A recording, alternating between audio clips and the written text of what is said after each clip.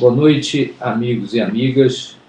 Estamos aqui, mais um domingo, para iniciar o nosso programa da TV Protógenes, que a turma já vem apelidando, Alex, Domingão do Protógenes. É verdade. Às 19 horas. Então, para mim, e a nossa audiência é cada vez maior, né? Estamos dando trabalho aí para a Globo, hein? A Globo que se cuide, né, não, amigos?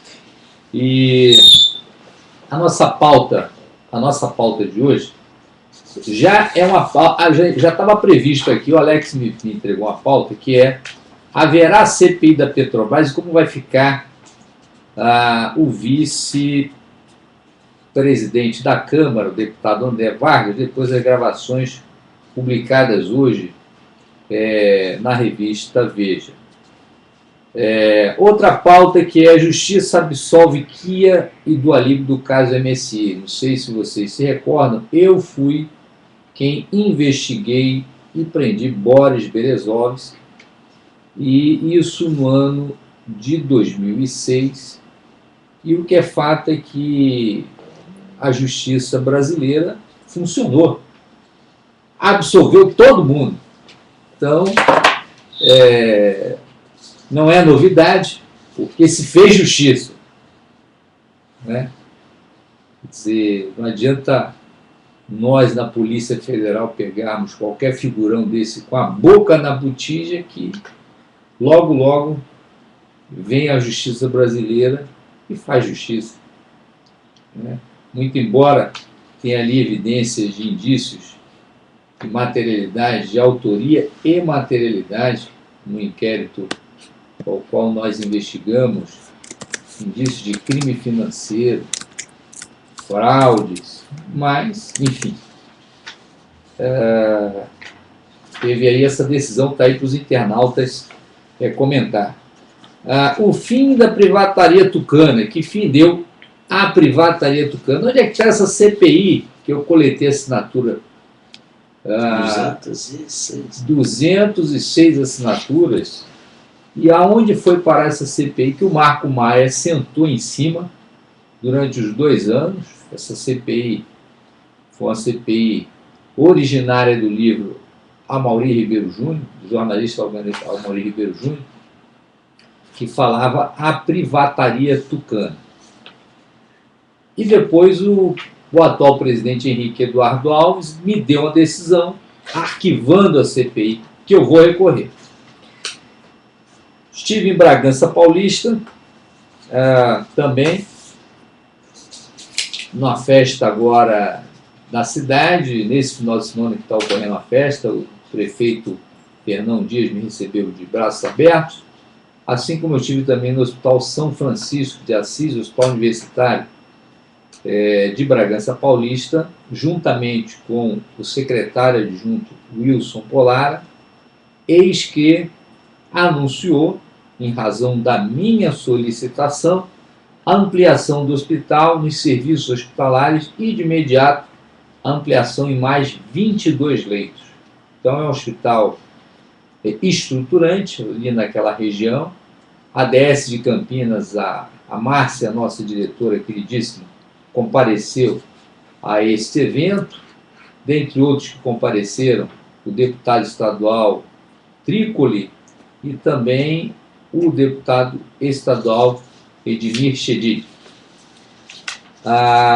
Eu já abro o nosso programa com a pergunta da Iedamara Amba, lá do Mato Grosso do Sul, aonde ela pergunta: deputado, qual a sua posição em relação à CPI da Petrobras? Desde o início, Ieda, eu sou intransigente quanto a qualquer indício de fraude, desvio de recurso público, corrupção, crime financeiro ou sonegação fiscal decorrente de qualquer desvio de dinheiro público.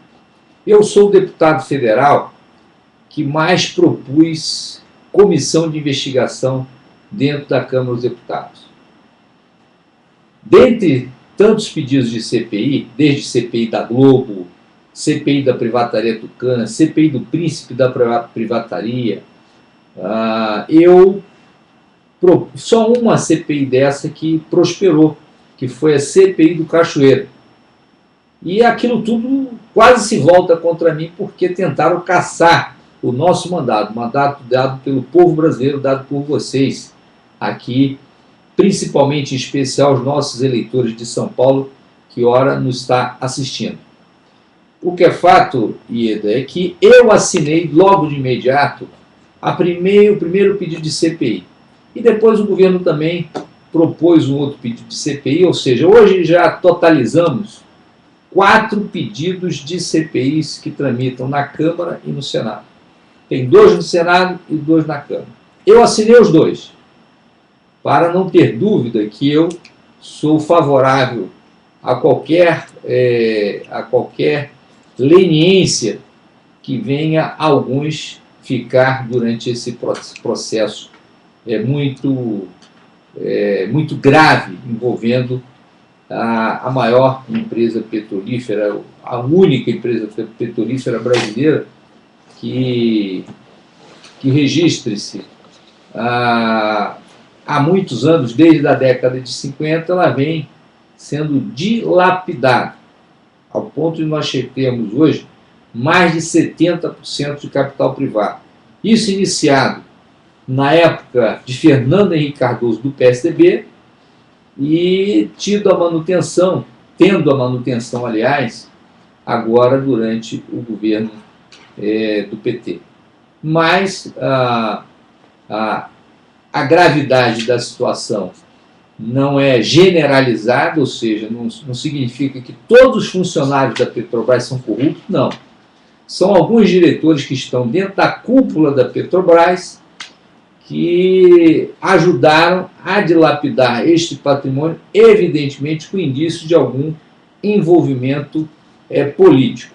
Ninguém faz nenhuma negociata de bilhões envolvendo a Petrobras, Ieda, sem nenhuma autorização superior que lhe autorizasse a fazer esse tipo de negócio. Até porque o valor de alçada, talvez nem o presidente da Petrobras tenha autonomia para autorizar qualquer montante, qualquer movimentação dentro da Petrobras nesse nível de bilhões. Então, eu já assinei, a todos que estão nos assistindo, eu já assinei a CPI, quero investigação ampla, geral e restrita mesmo, doa quem doer. Temos que investigar mesmo, recuperar principalmente o dinheiro público. O mais importante não é nem a prisão desses corruptos, porque a nossa legislação é muito leniente com os corruptos e corruptores. O corruptor que pegou uma pena maior no Brasil foi o Daniel Dantas, um banqueiro corrupto, que pegou aí pegou 10 anos de cadeia em primeira instância, sentença essa dada pelo juiz Fausto De Santis, que está ainda sobre a apreciação do Supremo Tribunal Federal e talvez nunca vai ser julgado, porque com este Supremo que está aí, com a justiça brasileira da forma como está funcionando, dificilmente esses figurões vão receber aí a pena que merecem. E principalmente, o que é mais importante, é recuperar o dinheiro nosso, o dinheiro público desviado, o dinheiro do nosso bolso, o dinheiro pago dos nossos impostos e tributos, diretos ou indiretos. E eu não concordo com a posição de alguns companheiros da esquerda, principalmente da base do governo, dizer que essa aí é uma CPI contra o governo, é uma CPI eleitoreira, uma CPI que quer paralisar o governo da presidenta Dilma. Ledo engano. Poderia ser o ano passado, poderia ser depois desse ano, em 2015. Tem um fato criminoso que tem indícios de crime, por que não apurar? Nós vamos paralisar? Não vou apurar agora não, porque não é o momento. Não, que história é essa? Então eu não concordo. E é que nem a turma também do PSDB, de dizer assim, a ampliação da CPI, isso é coisa aí da esquerda. Então, quer dizer, ambos os grupos eles têm a ideologia como sinônimo de defesa para a roubalheira. Né? A posição ideológica defende qualquer roubalheira. Isso está errado no país. Roubalheira é roubalheira. Então tem que ser encarado como crime e não nós passarmos a mão na cabeça. Escuta, tem alguma reunião marcada para a semana que vem na Câmara a respeito da Petrobras? Alguma audiência da Graça Foster? Tem vários, foram aprovados alguns requerimentos. E esses requerimentos ainda, principalmente em algumas comissões, e eu acredito que esse requerimento de audiência faz esquentar aí, faz acelerar esse processo de instalação da CPI. Evidentemente que a presidenta Dilma está preocupada com a instalação da CPI, mas eu acredito que ela não tem que ficar preocupada porque se ela não tem nenhum tipo de envolvimento, então não tem por que ficar preocupada. Né? Então, até porque ela nomeou a presidente da Petrobras atual, Graça Foster, que deu um início e limpou a Petrobras. Né? Fechou vários escritórios que eram cabides de emprego no exterior. Então, isso aí tem também um dado positivo.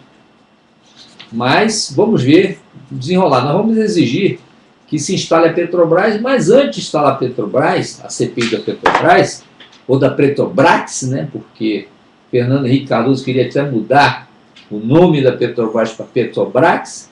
Antes de instalar a CPI da Petrobras, nós gostaríamos que fosse instalada a CPI da Privataria Tucana, que está lá para ser instalada, prontinha. O presidente Marco Maia colaborou com o PSDB, eu acho que ele deveria mudar de partido, né? Não sei porque está no PT. Né? Se fosse o presidente do PSDB, talvez estivesse instalado. E como é que vai tramitar o recurso que você vai apresentar? Então, esse recurso vai para o presidente. Eu já tenho notícia que o presidente deve encaminhar esse recurso ao plenário ou à Comissão de Constituição e Justiça. Mas, independente disso, se porventura não instalar, eu vou fazer todo o esforço possível para essa CPI seja instalada, ainda que por via judicial. Tá? Então, vamos aqui ver mais perguntas que estão chegando. Vou ver aqui.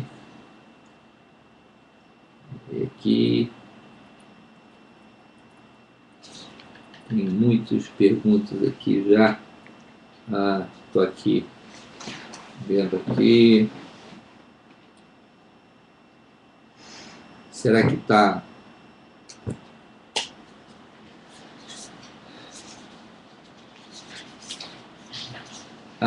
tem uma outra pergunta aqui do Elvio Ladário. Caro deputado, vendo e ouvindo os absurdos que estão acontecendo em Brasília, no STF,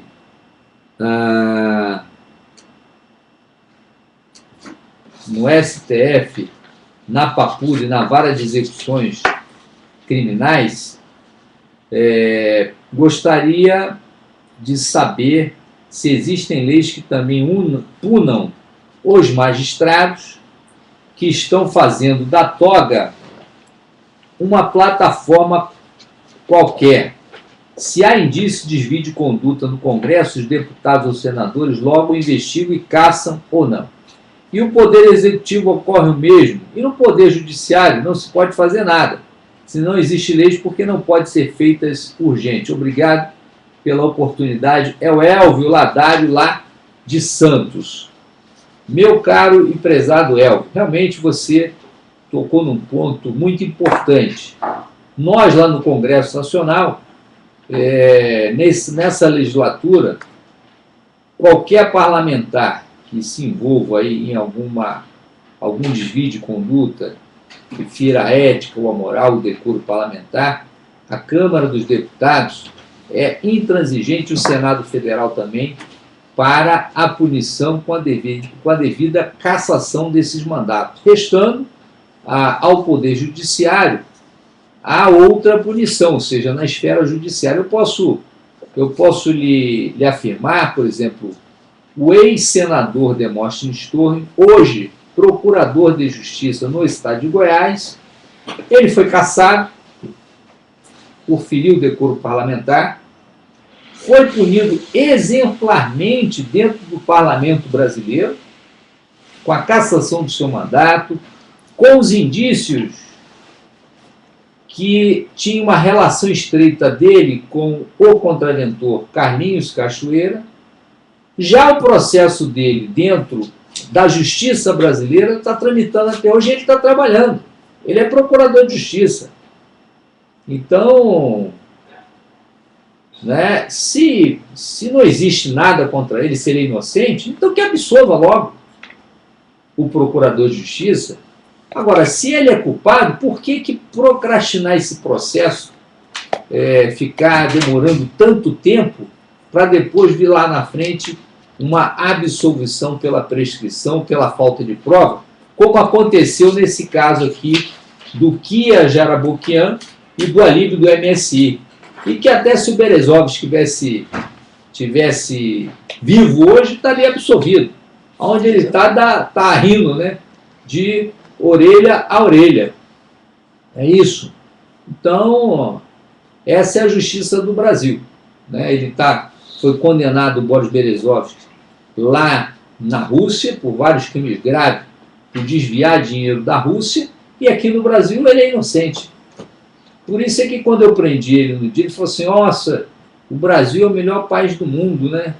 Porque o senhor me prendeu. Aqui tem pessoas honestas.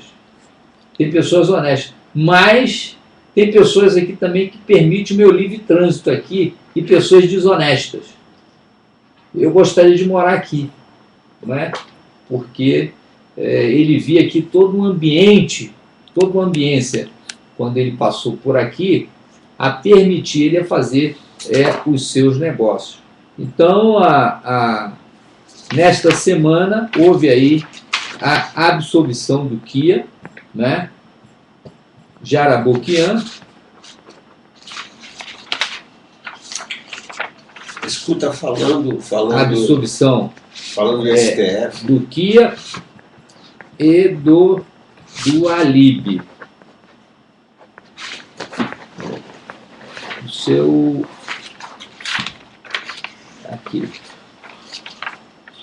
Aqui, ó. Justiça absolve.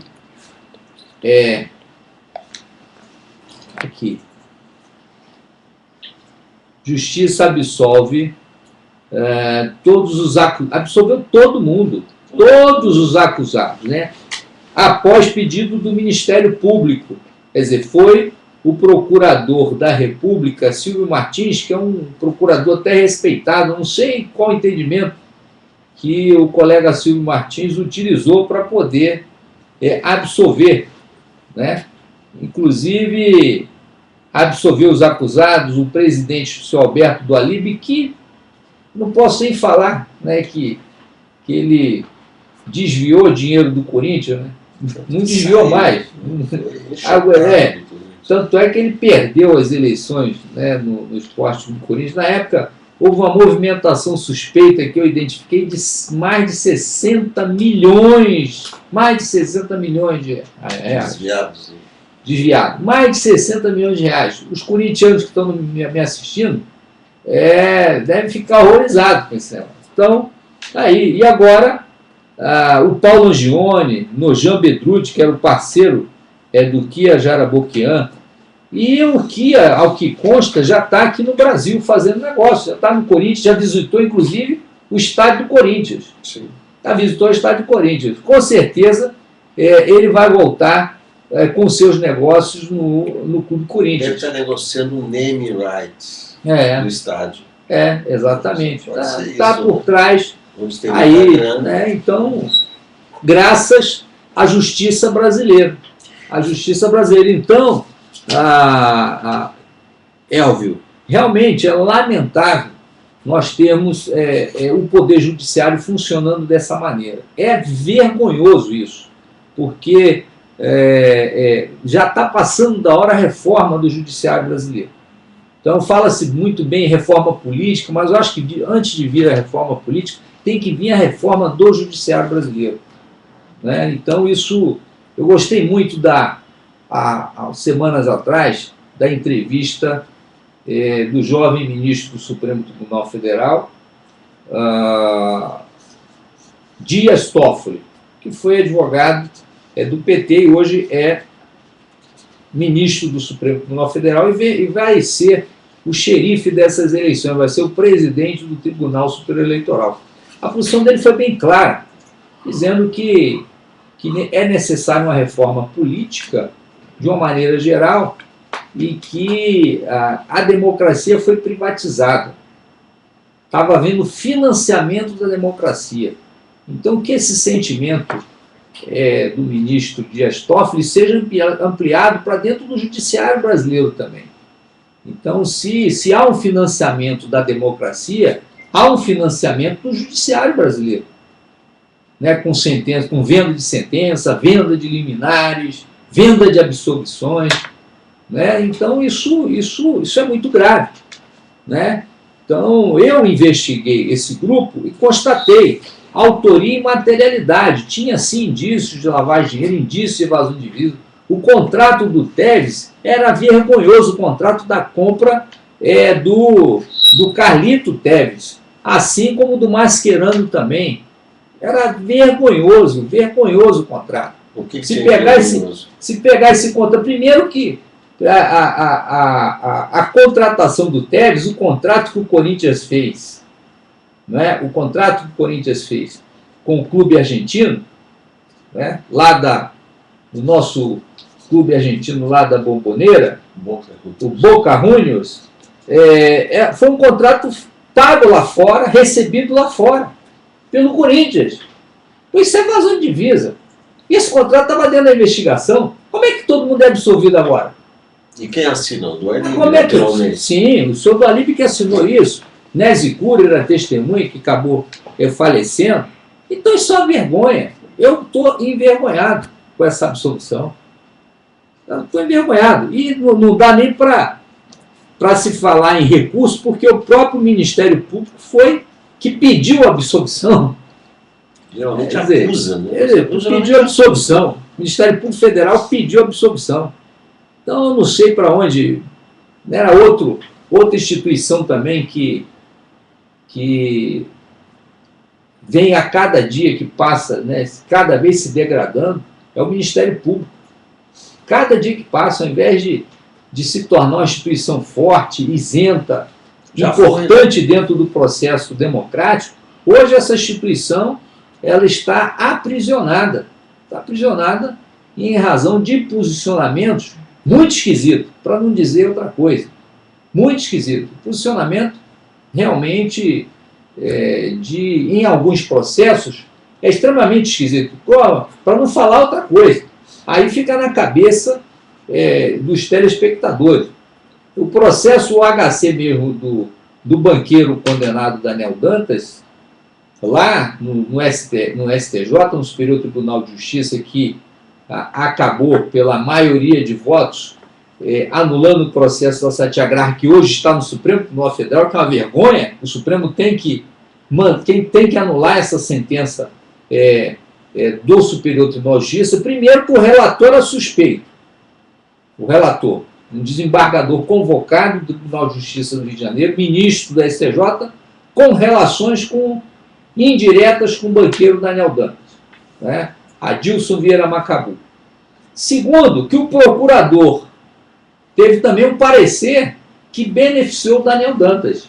O subprocurador-geral da República, que funcionava junto ao Superior Tribunal de Justiça, deu um parecer favorável e um mês depois ele se aposentou e foi viajar. É muito esquisito isso. É muito esquisito, né? Então, para não falar outra coisa, né? Então, está de parabéns aí. Estamos aí.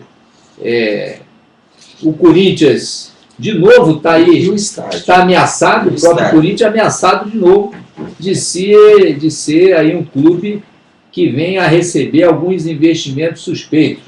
O melhor do Clube Corinthians é a sua torcida. O melhor do Coringão é a torcida, Alex. Porque, olha, esses dirigentes eu vou te contar. Né? Então, eu não sei o que vai. Está lá hoje, está esse ano para ter de novo aí a eleição do Corinthians, né? Tá o André Sanches aí já andando aí em vias de ser candidato também. Ele é o diretor, o responsável pelo estádio do Corinthians. Vai ficar pronto? Que tanta tormenta naquele estádio, caiu a viga do estádio que eu falei que ia cair. Aquilo é um absurdo. Absurdo. Podia ter matado várias pessoas. Podia ter matado a pessoa se cai aquela pilastra, aquele travessão na arquibancada cheio de crianças, de famílias assistindo o jogo do Corinthians, ou da seleção brasileira, ou de alguma seleção internacional. Olha que perigo. Então, isso é muito grave, Alex. Vamos ver. Está aqui. Está aqui já. Como nós, eleitores, podemos fazer pressão para aprovar a CPI da privataria.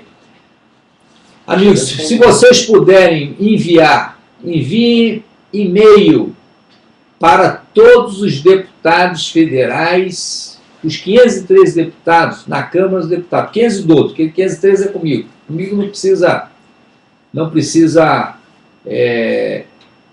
mandar e-mail, porque eu sou o autor da CPI. Mas se um grupo puder ir a Brasília, fazer pressão junto ao presidente junto ao presidente da Câmara, eu vou agradecer. Viu, Júlio? Tiago Cruz Couto. Parabéns, deputado. O Brasil precisa de pessoas como o senhor. Não, Tiago. O Brasil precisa de todos nós.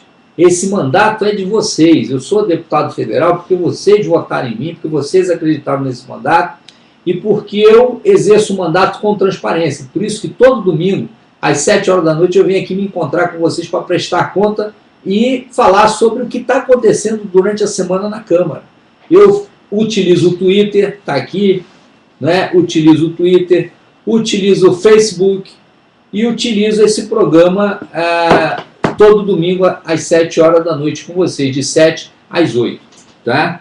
Então participe. Participar, eu acredito que seja aí a melhor solução.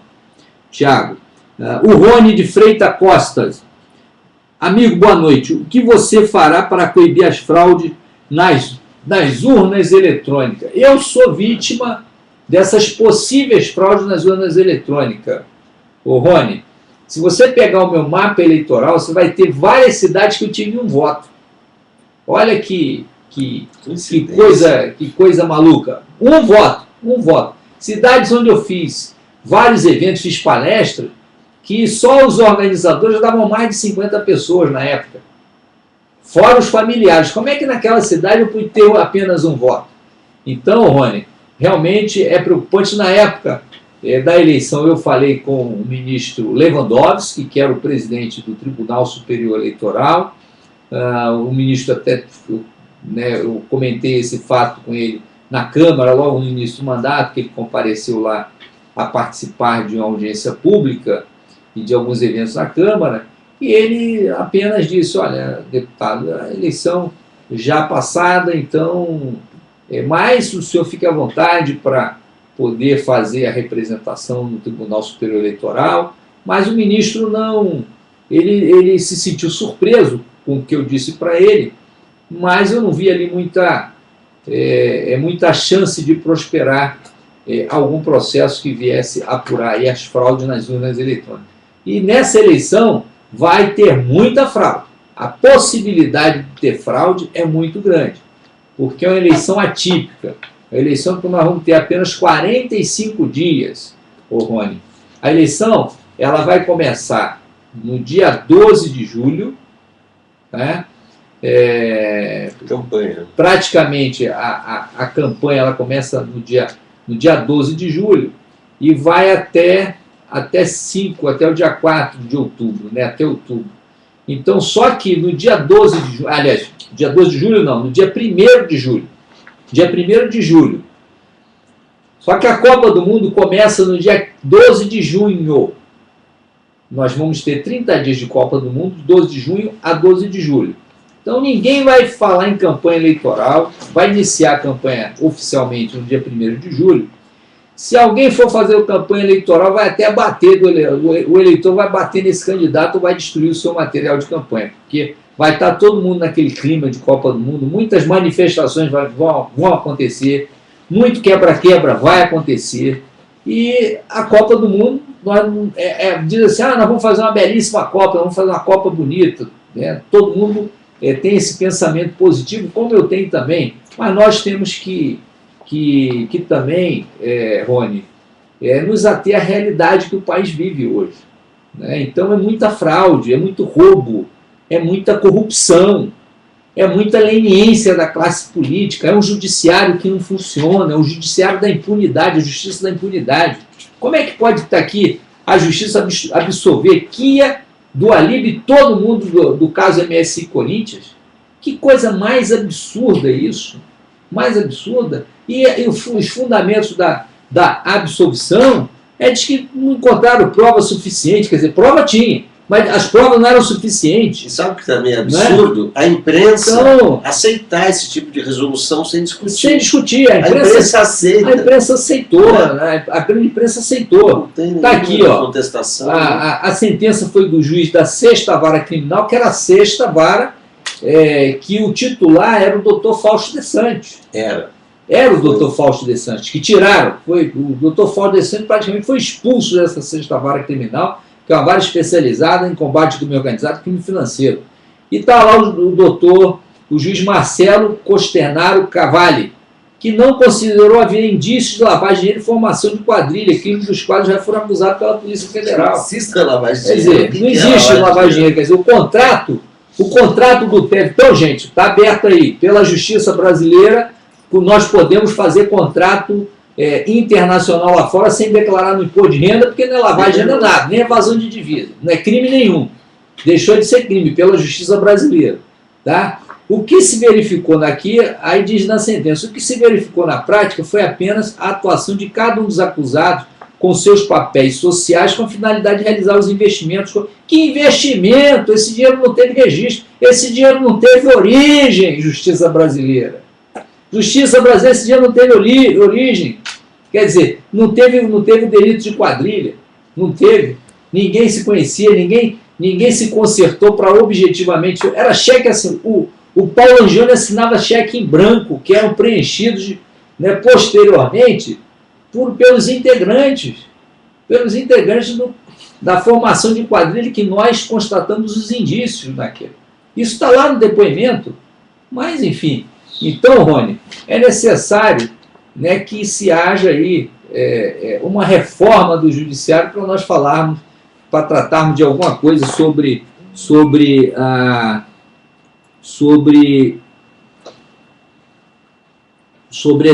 essas fraudes nas eleições. Tá?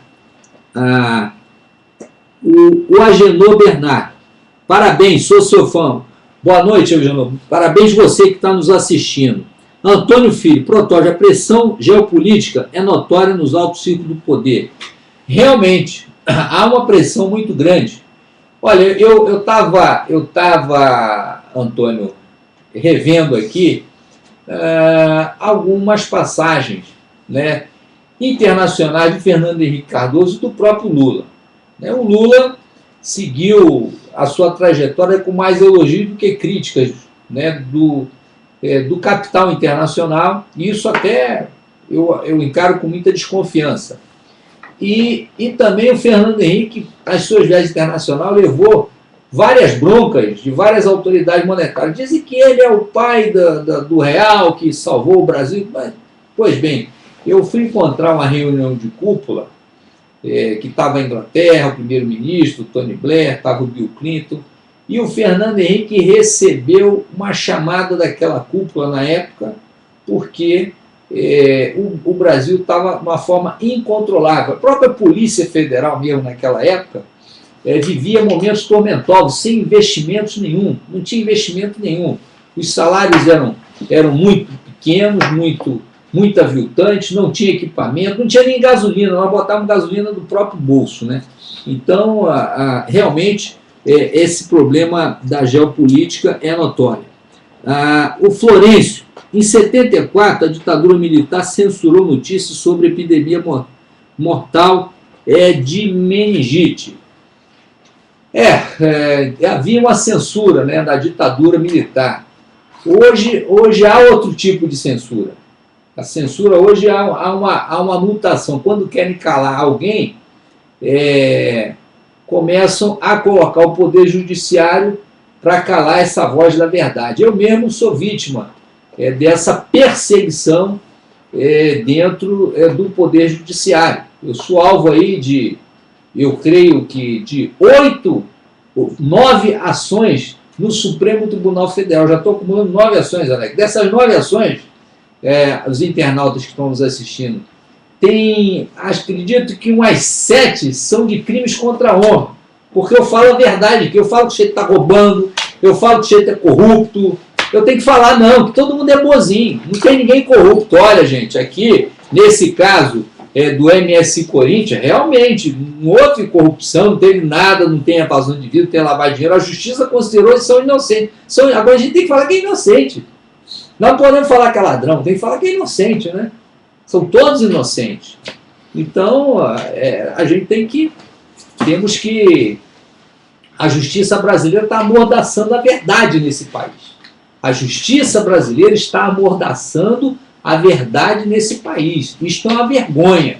O judiciário brasileiro era para ser o poder de mais credibilidade nesse país. E é como disse o presidente Joaquim Barbosa, numa discussão muito acirrada com o ministro Gilmar Mendes quando era presidente. Eles dois discutiram e o ministro Joaquim Barbosa falava: olha, ministro, o senhor está acabando com a credibilidade do judiciário brasileiro. Vá às ruas, veja o que o povo está sentindo, veja o que o povo está falando da nossa justiça, do nosso Supremo Tribunal Federal. Então, realmente, é lamentável. Não, o que acontece... Tá aqui, nossas máfias são autônomas, casualmente emanadas com braços e interesses externos. Realmente, o Brasil... Antônio, foi apropriado de vários grupos criminosos, mafiosos, políticos aqui no Brasil. Cada um é dono do segmento. Tem um grupo que é o dono do petróleo, tem outro grupo que é o dono do minério, tem outro grupo que é o dono do asfalto, das estradas, tem outro grupo que são donos de partidos políticos, tem grupos que são especializados ao funcionamento do Congresso Nacional. A pauta do Congresso Nacional, nesse semestre, é vergonhosa.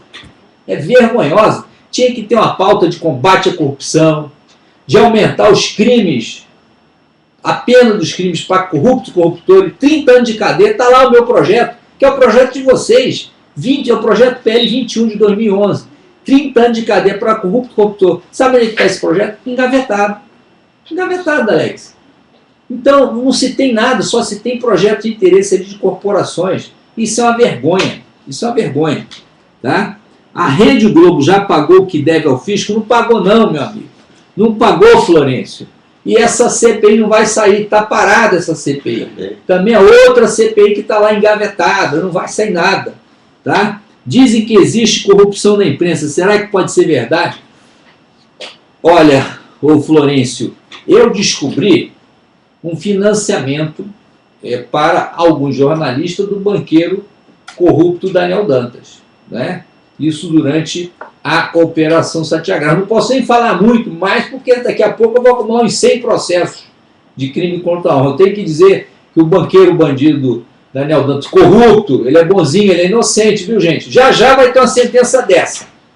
Já já vai ter uma sentença dessa, e aí acabou, fica tudo como, né? Tudo como Dantas no quartel de Abrantes. Tudo como Dantas no quartel de Abrantes. Já já nós vamos ver todo mundo inocentado e o Protógenes condenado. E quem falar mal também do banqueiro corrupto pode ser condenado também. Né? Então é uma vergonha. É uma vergonha. O que acontece? Está aqui, Scarla, parabéns por essa força política esquerda comprometida com os valores éticos. Olha, mas eu tô cansando, hein? Tô cansado porque preciso da força de vocês, do povo brasileiro me acompanhando, tá? É necessário que vocês me acompanhem. Me acompanhem e me dê força e apoio nessa luta. Boa noite. Maria Calvo. Boa noite, deputado. Falar proteção animal, precisamos da sua intervenção no Bioagri. Realmente, Maria Calvo, não só no Bioagri, nós vamos fazer uma intervenção no zoológico de Taboão da Serra. Nós teve um grupo ligado ao nosso trabalho, que eu sou o presidente da comissão externa que investiga todos os laboratórios que fazem pesquisas com animais para remédios e cosméticos no Brasil. Foi a comissão externa que eu presidi que fechou o Instituto Royal lá de São Roque. Ainda hoje eu falei com a vereadora Karina, que lidera um grupo de ativistas que é lá de Mogi das Cruzes. A vereadora Karina é veterinária, ela é protetora dos animais, esteve nessa manifestação no zoológico de Taboão da Serra, e nós vamos fazer algumas ações em conjunto com todos o grupo de ativistas que está acompanhando o nosso trabalho de proteção dos animais. Tá? Então, Maria Calvo, nós estamos atentos nisso aí. Obrigado pela resposta. Obrigado você, Florencio, por me ouvir. Obrigado, amigo, estamos juntos. O Rony de Freitas também, obrigado por me ouvir. O Florencio é de São Vicente. Olha, um abraço aí à população de São Vicente, da Baixada Santista, Florencio. Vamos marcar um encontro aí, vamos fazer uma plenária, Florencio. A todos que estão nos assistindo, de várias cidades brasileiras aqui, principalmente no estado de São Paulo, nós vamos tentar construir aí uma agenda de plenárias para, ao vivo, nós tratarmos de várias questões, não é?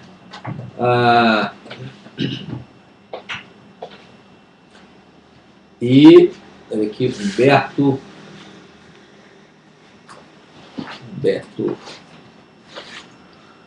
está aqui.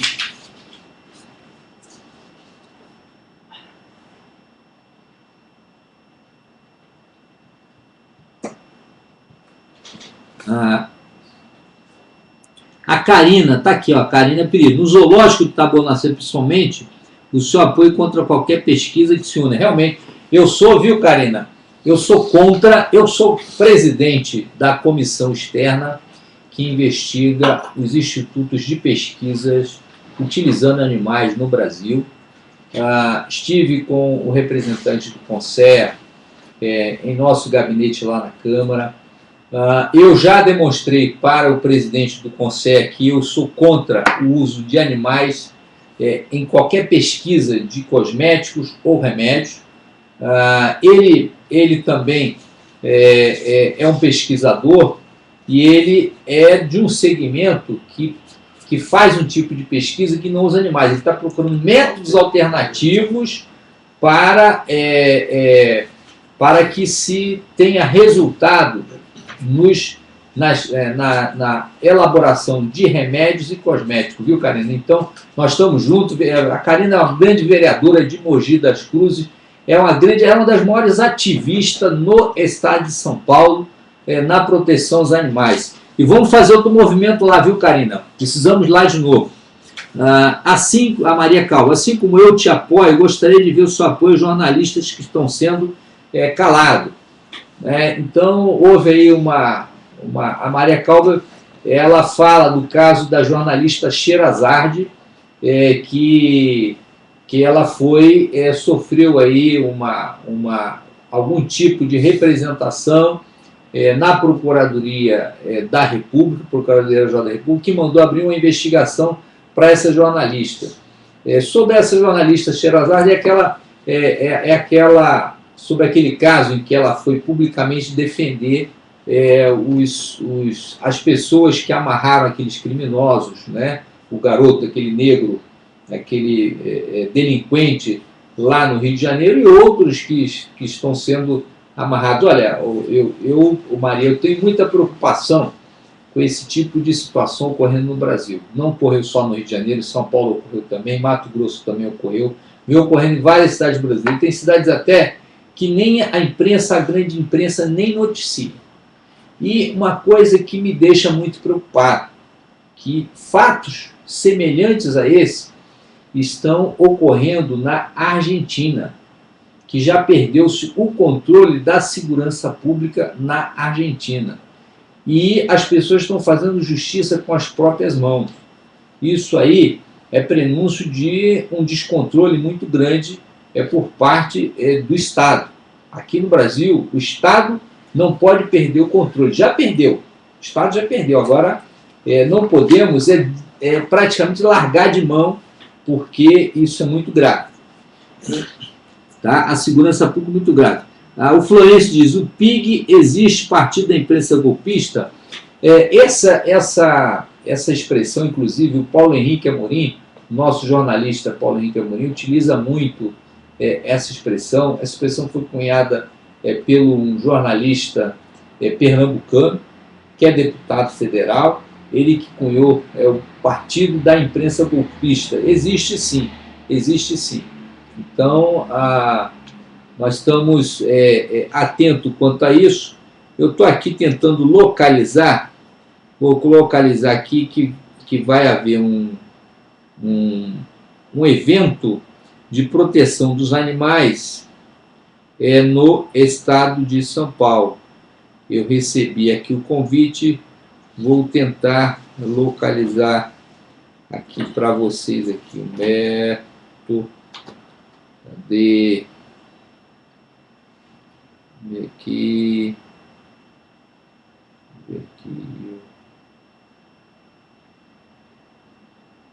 Estou tentando aqui achar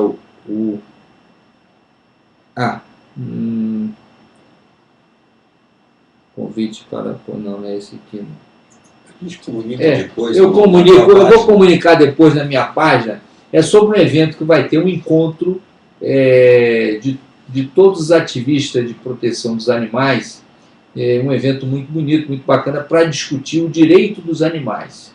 Né? Discutir, inclusive, nós vamos discutir essa questão de pesquisa de remédios e cosméticos utilizando animais. Tá? Então, isso é muito, muito importante. Tem pesquisa muito grande em Portugal a esse respeito, viu? De métodos alternativos. Portugal está pesquisando muito essa matéria. Eu tive notícia, a quem está nos assistindo, que Portugal é um dos países europeus que mais está se pesquisando métodos alternativos para substituir os animais. Por isso tá? é que o Brasil pode vir a colaborar com Portugal. Portugal vai ser um grande parceiro do Brasil. Né? Tá aqui. Jeová Oliveira, boa noite, parabéns pelo programa. Sobre o ministro Gilmar Mendes em uma reportagem. Deixa eu ver que reportagem é essa aqui. Olha, em relação ao ministro Gilmar Mendes, eu só tenho a dizer que ele praticamente está impedido de julgar o caso do Daniel Dantas, da Operação Satyagraha. Qualquer caso que vier a ser julgado, o ministro Gilmar Mendes é suspeito. Ele tem que se declarar como suspeito.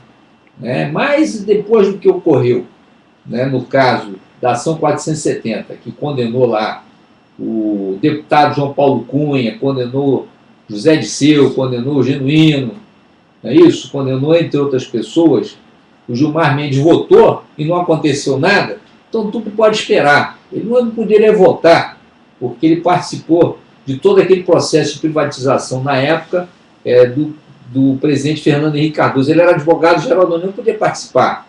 Então, tudo é possível. Lancei no Avite o abaixo-assinado para a instalação da CPI da privataria. O Júlio, obrigado, Júlio, aí, pela sua iniciativa. Não, o pedido de CPI já existe, Júlio. Já existe. Dá uma retificada na tua petição, no Avax lá, para instalar com urgência a CPI. Esse aqui é o abaixo-assinado. Instalar urgente a CPI da privataria tucana. Queremos a instalação urgente dessa CPI. Tá? Que tem coisa da Petrobras nessa CPI. Lincoln Barros, gostaria de ouvir sua opinião sobre as ilegalidades cometidas contra José Disseu na cadeia. Essa é a justiça brasileira, Lincoln. A justiça brasileira. Nós estamos vivendo no país uma justiça dual. né? Uma justiça que interessa quando... Olha, eu vou falar uma coisa para vocês. Eu vou falar uma coisa muito séria para vocês, né? Da conduta do ministro Zé Disseu, do ministro, do deputado João Paulo Cunha, do deputado Genuíno, né? Em especial até do deputado João Paulo Cunha, que apenas assinou um contrato de continuação de um contrato que o Aécio, quando foi presidente da Câmara, assinou também.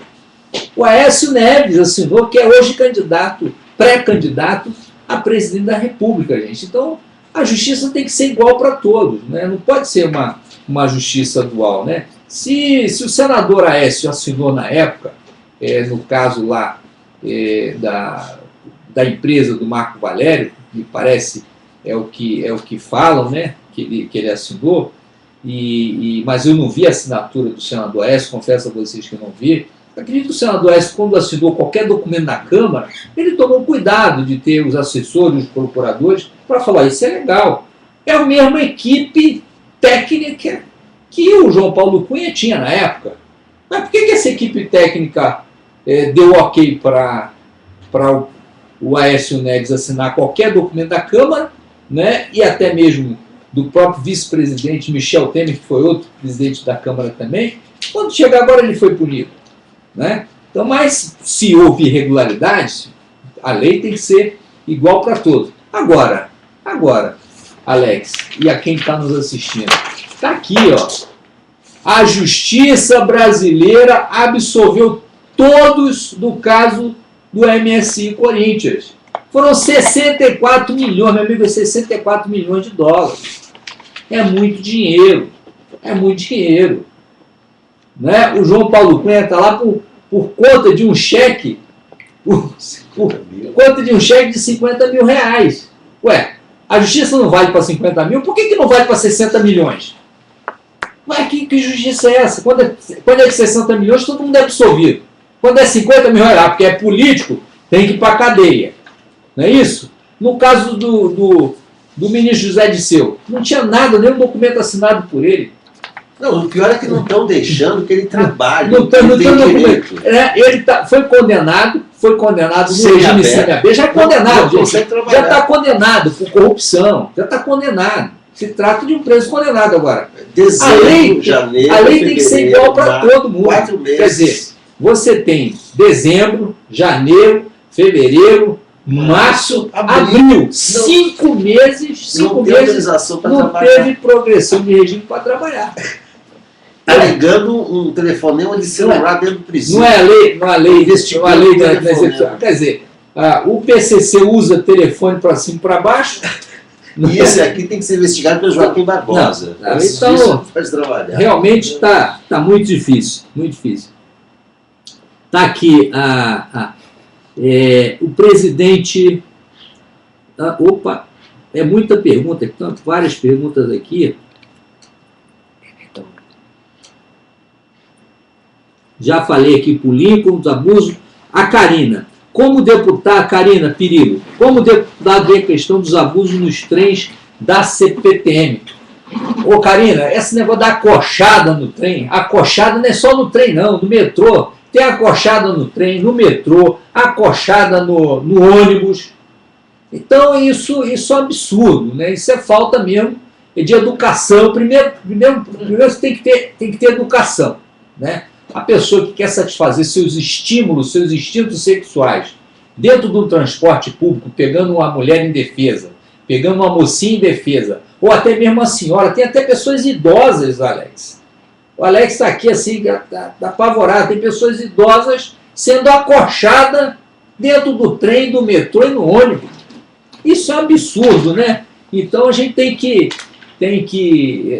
essas pessoas e a justiça também nem praticamente trata isso como se fosse um ato da modernidade, né? Da modernidade brasileira. Não, isso aí é apenas uma advertência. É apenas uma advertência, né? Daqui a pouco o sujeito vai pegar a genitália, botar para fora e fazer relação sexual na rua. Não, deixa isso para lá. tem coisa mais, né? É a barbárie, como o Alex falava, entendeu, Karina? Então, eu sou a favor de nós fazermos um grande movimento, um grande ato aqui na Praça da Sé e irmos até a Secretaria de Transporte Público, inclusive até o secretário municipal de transporte, e que é o deputado Gilmar Tato, meu colega, vem desempenhando um trabalho excelente na Secretaria de Transporte. O pessoal tem criticado muito o secretário de Transporte Gilmar Tato por conta dos corredores de ônibus. Não sei o que vocês acham disso. Realmente está ainda se achando uma saída, né, para o trânsito de São Paulo, mas toda modificação é válida, desde que destrave o trânsito. E eu acredito que vamos levar também alguma sugestão, vereadora Karina, ao nosso secretário municipal Gilmar Tato, que vai atender com muito respeito o que nós encaminharmos. Está aqui, Bebedouro, alerta. Boa noite, deputado. Bebedouro, presente na TV, Pedro Canevazzi. Boa noite, Pedro Canevazzi, lá de Bebedouro. Um abraço, um beijo carinhoso a todos e a todas aí que nos acompanham na TV Protógeno, aqui no Domingão do Protógeno. A audiência está crescendo cada vez mais. Vamos bater a audiência da Globo ou não vamos, gente? Poxa vida. Está aqui, Júlio Maciel. Abaixo assinado a instalação da CPI da privatização. Isso aí, Júlio. Vamos fazer isso aí. Instalação. Bota lá, Júlio. Instalação com urgência. Bota a palavrinha urgência, tá bom? Carlos Barreto, presidente da Petrobras do FHC, foi o francês naturalizado Henri Philippe Hatchou. Isso mesmo. Foi um francês naturalizado. Que foi, né, foi quase que foi, na época o governo tentava privatizar, literalmente entregar a Petrobras às grandes corporações internacionais, tanto é que quase conseguiu, mas ele conseguiu botar um estrangeiro como presidente da Petrobras, né? Esse francês aqui. Neftales, parabéns, deputado, tenho acompanhado seu trabalho que vem de encontro com a minha luta. Neftales, estamos juntos, só nós dois sozinhos não adianta não, viu, amigo?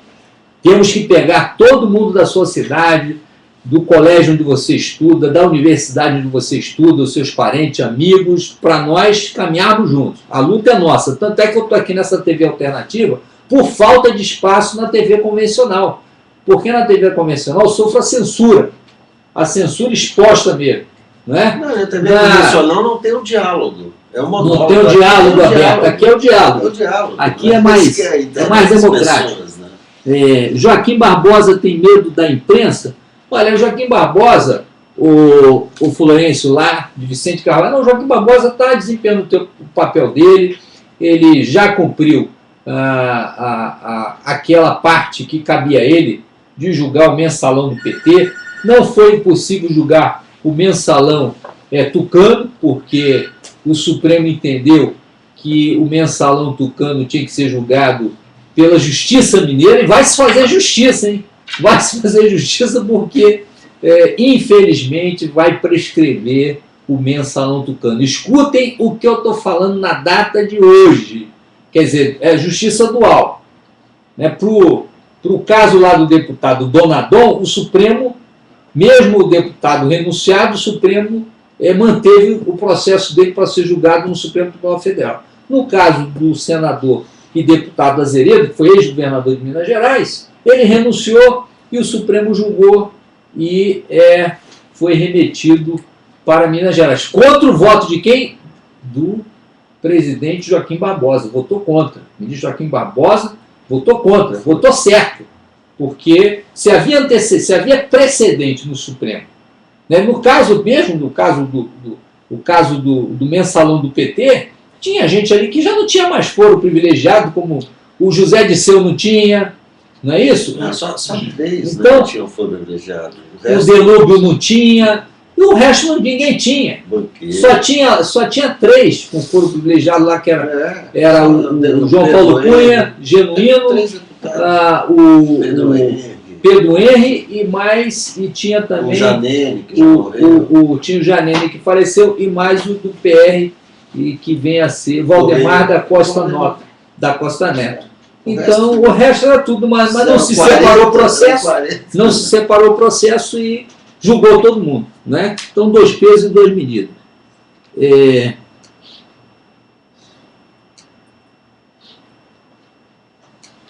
Sabe por que a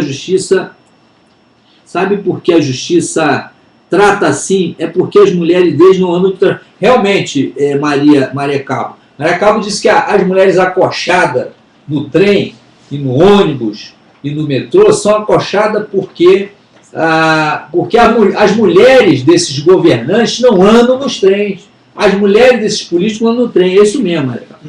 A Karina. Tenho muita informação de irregularidade na CPM em relação à segurança. Karina, vamos conversar então, tá bom? O empreendedor, se a Alicâmio deixar ele processando os blogueiros, peraí, tá tendo muito rápido aqui, muita pergunta aqui. Obrigado, Neftales, parabéns, Rony. Para mudar o país é preciso que apareça uma liderança popular enérgica com atitude. Também concordo, Antônio. Rony de Freitas. Protógio, Neftales será candidato a deputado estadual.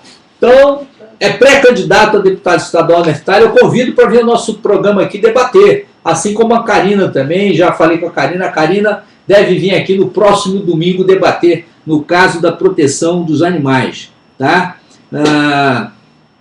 A Karina, sim, deputado, eu e você e o Amazonas, ato de repúdio contra os abusos na CPTM e metrô. Vamos fazer isso, Karina. O francês tinha como principal... Carlos Alberto Barreto. Barretão, o Barreto é lá de Ubatuba. O francês tinha como principal reformar a Petrobras e prepará-la para a futura privatização. Realmente, o francês foi nomeado pelo Fernando Henrique, né, o Rothschild, para privatizar. Ele queria fazer a Petrobras. É isso aí. E não conseguiu. Tá? Então, o Neftales já foi prefeito de Guarulhos 2 vezes. Neftales já foi prefeito de Guarulhos 2 vezes e também deputado estadual 2 vezes. Tá? Deputado estadual 2 vezes. Tinha falado aqui, no caso aqui, da questão do diretor da Globo, Alicâmio, que anda processando os blogueiros dessa nossa mídia alternativa, né? Ou alguns blogueiros. Participei até de um ato relacionado aos blogueiros. Tá? E confesso aos amigos e amigas que estão nos assistindo hoje, eu não tenho ciência dessa briga judicial do diretor da Globo, tá? Alicâmio, com os blogueiros. Eu sei que o jornalismo da Globo vem sofrendo uma mudança muito grande, até no seu conteúdo, na sua pauta, uma pressão muito grande. Mas ainda não se chegou aí a um jornalismo isento. O jornalismo da Globo é um jornalismo dirigido, né? Um jornalismo que presta um desserviço ao país. E, inclusive, quando teve agora nessas festividades 50 anos do golpe da ditadura militar, 50 anos do golpe militar, está sendo revelado em vários documentos um comprometimento das organizações Globo com a ditadura. E não só as organizações Globo, querem depositar a responsabilidade toda na Globo. Está errado, gente. A responsabilidade é da grande mídia brasileira, que foram protagonistas do golpe. Foram protagonistas. O Alex é um ex-diretor da Globo, está aqui, ex-editor, ex-funcionário da Globo, ex-telespectador da Globo, entendeu? O Alex, né? O Alex. É minha mulher. O Alex está falando que é a esposa dele, a Doris Gris. Ela me contou uma coisa a Doris Gris, eu vou chamar a Doris para falar aqui um pouquinho da vou te dar uma prévia. O Alex é o meu diretor, né, é o diretor de comunicação nosso aqui, que cuida da comunicação, gerencia a comunicação, Facebook, blog do Protógeno, Twitter, Instagram, tá? E também a TV do Protógenes aqui, todo domingo. Eu vou dizendo para vocês, o Alex é excepcional. E ele tem também uma esposa excepcional que foi apresentadora do Fantástico, né, por 2 anos. Por 2 anos a Doris. E eu vou fazer um convite para a Doris falar aqui um pouco do trabalho dela e também do período em que ela viveu na Globo. Sabe o que ela me contou hoje? Sim. Durante a campanha do Collor, em 89, ela era apresentadora do Fantástico. Sim. As matérias que focalizavam o Collor, é ela que tinha que narrar, porque ela era convincente. Era uma ordem da Globo. Só hoje, estou há 20 anos com ela, só hoje ela me contou. Olha. Ela tinha que narrar todas as matérias sobre o Collor, porque ela tinha uma voz convincente. A e a do Lula não era ela. Sim.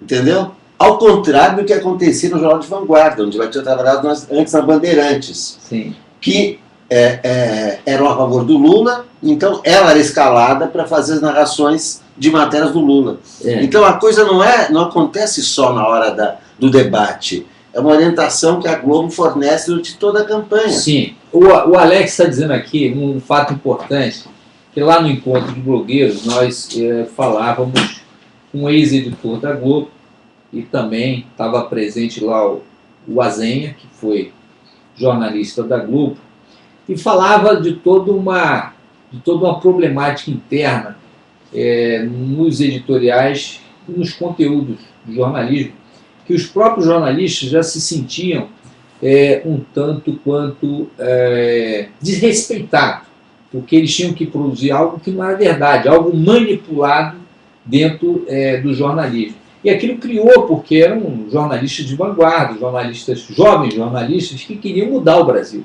Então, coincide um pouco, Alex, com o que você está me passando e o Alex me passa, que a Doris disse, quando foi apresentadora do Fantástico, por ela ser uma apresentadora, uma jornalista muito bonita, não é?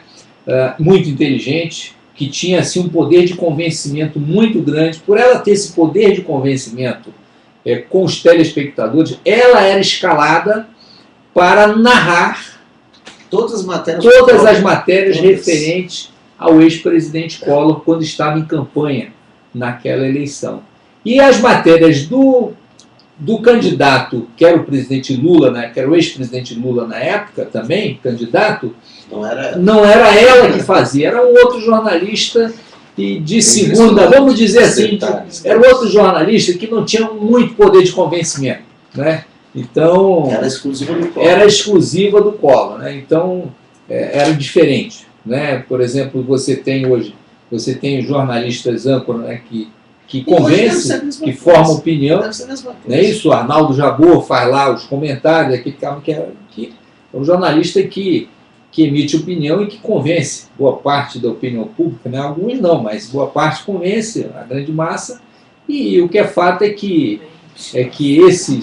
esses jornalistas são escalados, são destacados para proteger os próprios agentes do sistema, né?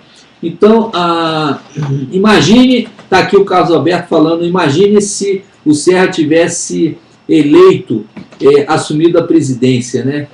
Está aqui o Barreto, o capital da Petro é de 70 bi, tem 100 mil participantes, se a Petrobras for privatizar. 70 bilhões e tem 100 mil participantes, né? 70 bilhões é o capital da Petros, que é o fundo da Petrobras. Deputado, o que está sendo feito para contrapor o PIG, o Partido da Imprensa Golpista? Amigo, o que está sendo feito é uma resistência. Nós fazemos parte da resistência na comunicação brasileira, que é os blogueiros aqui de São Paulo. Eu sou um blogueiro, o Azenha, o Paulo Henrique Amorim, o Nassif, o Bob Fernandes, e o Cadu, vários outros blogueiros muito interessantes, né, que participam aí é um grupo de resistência dessa imprensa modelo que está aí, né, modelo do PIB. Deputado, será um prazer estar presente no seu programa para debater. Neftali já aceitou o convite, né? Aguardo você, meu amigo, meu irmão, aqui para nós debatermos aqui a nossa pauta, tá? Tá bom? Tem aqui também, o que vocês acham? Tem aqui outra pergunta aqui. O Carlos Alberto Barreto. Haverá retirada de patrocínio se a Petros não pagar 900? Como pagará 100 mil. Quebra, realmente quebra. Barreto lá de Ubatuba, realmente você tem razão, Barreto, quebra. Tem aí uma disputa muito grande com o Fundo Petros e os funcionários da PQU, da Petroquímica União, né? Então vamos ver o que isso vai acontecer. Eu gostaria de saber o que vocês acham do auto de resistência, do fim do auto de resistência, né? Eu sou autor desse projeto de lei. O que é? Fim do auto de resistência, fim do auto de resistência. Tá? Esse fim do auto de resistência é o projeto de lei 4.471, tá? É um projeto de minha autoria e também de autoria do deputado Paulo Teixeira, do deputado Fábio Trade e do deputado Miro Teixeira. Somos 4 autores. O que significa esse projeto? Esse projeto é o projeto 4.471 de 2012, que altera o Código de Processo Penal brasileiro, que prevê investigações das mortes e lesões corporais cometidas por policiais durante o trabalho. Atualmente, esses casos são registrados pela polícia como autos de resistência ou resistência seguida de morte e não são investigados. Esse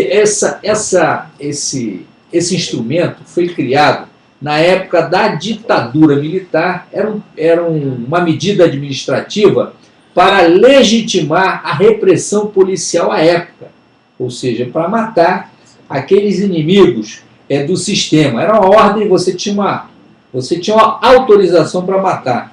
E está sendo usado até hoje para encobrir crime, ou seja, hoje é usado contra a população negra, pobres, desassistidos da periferia. E não existe nenhuma lei, né, no Código de Processo Penal brasileiro para poder fazer aí para reverter, né, todo esse processo. Se esse auto de resistência fosse realmente usado quando houvesse resistência, mas não, é usado de uma forma promíscua, de uma forma banal, para a proteção de algum excesso praticado pela atividade policial. A ONG Justiça Global, da Sandra Carvalho, a imensa maioria dos casos, ela fez um levantamento, que a imensa maioria dos casos registrados como auto de resistência ou auto de resistência seguida de morte, são nos quais as vítimas foram executadas sumariamente. Então, eu sou aí coautor desse projeto de lei, tá? Dá para ser votado. A sabotagem que o PIG faz com a Petrobras, o cafezinho, que o cafezinho tem noticiado. O blog do cafezinho realmente tem, é o blog do Miguel, lá do Rio de Janeiro, é outro também blogueiro que também tem feito a resistência, né? Tem feito a resistência. Realmente está difícil. Não é? Está difícil, né? É aquela coisa que você falou, não tem ideologia. Então, está aqui. Já estamos chegando ao nosso final do programa. Está aqui o Florencio, que diz que desde 1954 o PIG deseja destruir a Petrobras, tá? Então, está aqui o nosso... Tem alguma votação importante essa semana que entra na Câmara? Essa semana, a pauta importante dessa semana é instalação ou não da CPI da Petrobras e o recurso que eu vou entrar para instalar com urgência a CPI da Privataria Tucana, que foi requerida há mais de um ano atrás, 2 anos. Há 2 anos, instalar o pedido da CPI da Privataria Tucana e não foi até hoje instalado. Por que não foi instalado? Por que agora quer instalar a CPI da Petrobras, sem antes instalar uma CPI mais ampla, que é das privatizações? E finalizando, eu finalizo muito... de uma forma, não dá para dizer que é tristeza, é felicidade, né? Porque quem parte desse mundo está no mundo melhor, não é? Então eu desejo aí toda a felicidade do mundo ao José Wilker, esse grande ator, conhecido como trabalho de Roque Santeiro, e nos deixou prematuramente, aos 67 anos, né? Uma idade ainda tinha muito a que dar, né, na sua atividade como artista cultural. E eu tive o prazer, Alex, de não só conhecer o José Wilker, como de conviver com o José Wilker, né? Eu ainda muito jovem, isso na década de 80, 79, década de 79, eu era um amador, um iniciante, um entusiasta do teatro brasileiro, né? Eu gostava muito de assistir peças teatrais e chegou um determinado momento que eu quis fazer teatro e fui para a escola de teatro Martins Pena, ali na Praça da República, perto da minha faculdade. Eu estudei ali na Faculdade Brasileira de Ciências Jurídicas, comia no bandejão do Caco, porque o nosso diretório estava fechado, não tinha bandejão, então eu ia para a Faculdade Nacional de Direito, do outro lado da praça, comer, e vários amigos, alunos ali da Faculdade de Direito do Caco, ali do diretório do Caco, na Nacional de Direito, faziam teatro junto comigo na Escola de Teatro Martins Pena. E quem era o diretor? José Wilker, na época. Então, os meus primeiros ensinamentos eu aprendi com José Wilker. Quis o destino que eu trilhasse outro caminho, né? Talvez a minha contribuição, Wilker, foi um pouco, né, semelhante à sua trajetória nesses trabalhos que você tanto nos alegrou, tanto enriqueceu a cultura brasileira e o povo brasileiro e a televisão brasileira. Então isso muito nos honrou, tá? E ele acabou, teve vários trabalhos, Roque Santeiro, teve Senhora do Destino, que ele interpretou o bicheiro Giovanni Proca, né? E no cinema, filme maravilhoso, né? Aquele Bye Bye Brasil, e Dona Flor e seus dois maridos. O Tenório. O Homem da Capa Preta. E também teve o Tenório, o Homem da Capa Preta. Tem uma inspiração, eu tenho uma inspiração, viu, Wilker? Tem uma inspiração. Você deixou aí um legado muito grande nesses trabalhos, muito maravilhosos. E você sempre vai ficar na nossa memória, no nosso coração e sempre vivo. Wilker, felicidade para você. Que Deus proteja você onde você estiver. Muita luz e muita paz. E que você esteja lá de cima, lá na constelação da cultura, sempre passando as boas mensagens, os bons fluidos aqui, para que enriqueça cada vez mais esse trabalho que você deixou aqui para todos nós. Um beijo carinhoso. Fiquem com Deus. Saúde.